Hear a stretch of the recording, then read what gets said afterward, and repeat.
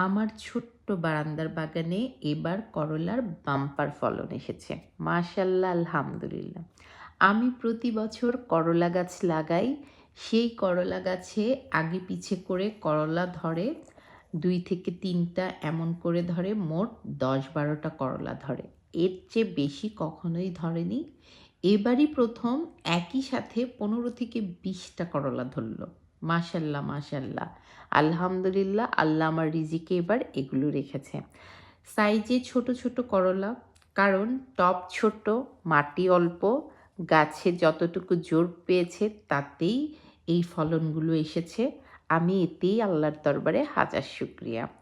তো এখানে যেই ৮-১০টার মতো করলা আছে, এগুলো খাওয়ার উপযুক্ত হয়ে গেছে, আর বাকিগুলো এখনও ১-১.৫ সপ্তাহ সময় লাগবে। আর এই যে এই পাকা করলাটা আমি বীজ সংরক্ষণের জন্য রেখেছি, তো সেটাও আমি হারভেস্ট করে নিব। আর এখন দেখুন, একটা করলার ঢালে ছোট ছোট ৬-৭টা করলা একই সাথে এসেছে। মাশাআল্লাহ। এগুলো মানে আরেকটু সময় লাগবে বড় হতে।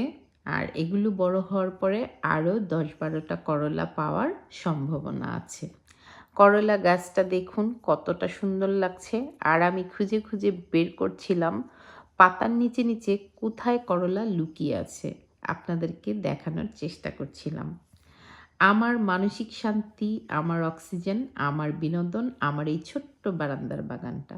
এখানে আসলে আমি অনেক শান্তি খুঁজে পাই।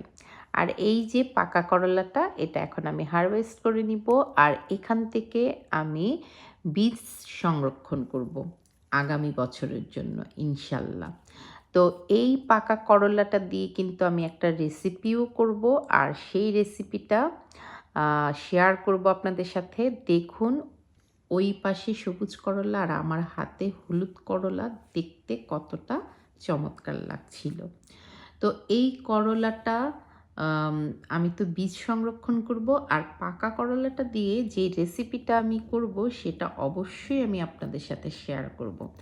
আর পাকা করলা, কাঁচা করলা দুইটাই কিন্তু স্বাস্থ্য উপকারিতা আছে যদি আপনি খেতে পারেন।